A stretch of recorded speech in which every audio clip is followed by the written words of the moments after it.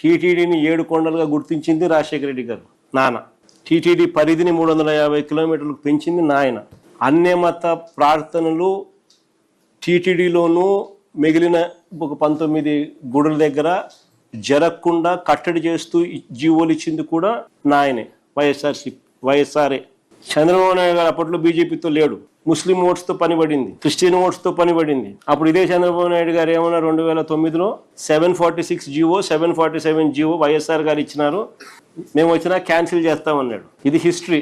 ఏ రకంగా చంద్రబాబు నాయుడు గారు ఏ పార్టీతో ఒక పార్టీతో ఉంటే ఆ పార్టీ పాట పాడతాడు, మళ్ళీ ఆయనకు ఓట్లు అవసరం ఉన్నప్పుడు ఆ పార్టీ వద్దు అనుకున్నప్పుడు మళ్ళీ ఓటర్తో మళ్ళీ వేరే రకంగా పని పడినప్పుడు మళ్ళీ ఏ రకంగా ప్లేట్ మారుస్తారనేది చంద్రబాబు నాయుడు గారి హయాంలో గతంలో 15 సార్లు అలా ట్యాంకర్లు వెనక్కి వెళ్ళాయి.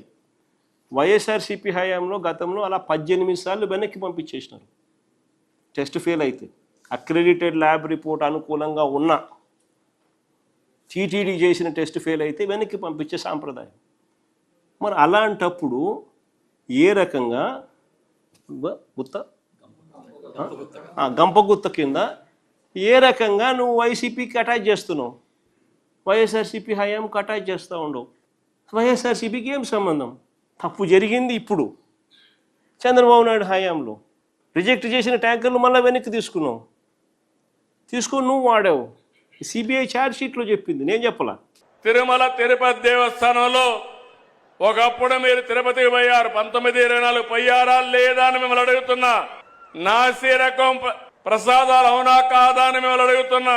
అప్పుడు ఇచ్చిన లడ్డు మీరు తిన్నారా?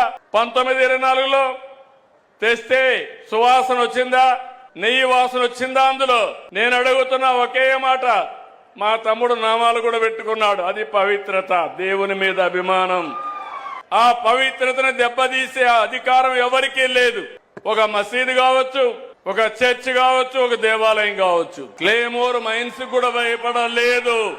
23 క్లేమోర్ మైన్స్ నా మీద ప్రయోగించినప్పుడు సాక్షాత్తు నన్ను కాపాడింది వెంకటేశ్వర స్వామి, దిగొచ్చి కాపాడాడు. అలాంటి నేనెప్పుడు కూడా వెంకటేశ్వర స్వామి మా ఇంటి దైవం. నేనెప్పుడు మా ఇంటి నుంచి చూస్తే వెంకటేశ్వర స్వామి నామాలు కనపడస్తాయి మంగాపురం ఆ సైడ్ నుంచి. నేను రాజకీయం చేస్తాను గాని రౌడీల గుండెల్లో రైళ్లు పరిగెత్తిస్తాను గాని సంఘ విద్రోహ శక్తులను అణిచివేస్తాను గాని ప్రాణానికి కూడా లెక్క పెట్టుకోను గాని నేను నేరాలు చెయ్యబోనని మీ అందరికీ హామీ ఇస్తున్నాను.